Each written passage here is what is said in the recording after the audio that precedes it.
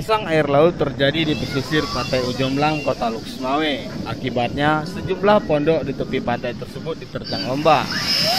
Air laut meluap ke badan jalan di kawasan pantai tersebut di Desa Hago Barat Laut dan Ulai Jalan, Kecamatan Banda Sakti.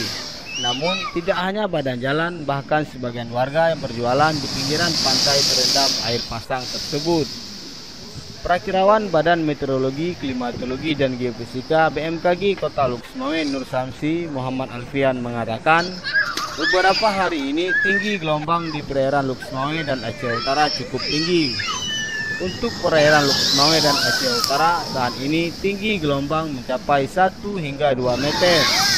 Akibat gelombang tinggi dikarenakan angin cukup kencang, mencapai di atas 30 km per jam untuk di atas perairan.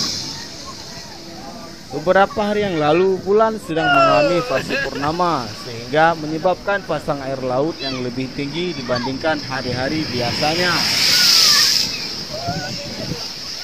BMKG juga menghimbau khusus untuk para nelayan yang menggunakan kapal kecil harap berhati-hati dan tetap waspada.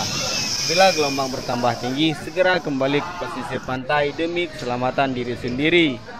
Dari Luksmawe, Rahmat Mirza, Pelita On TV melaporkan.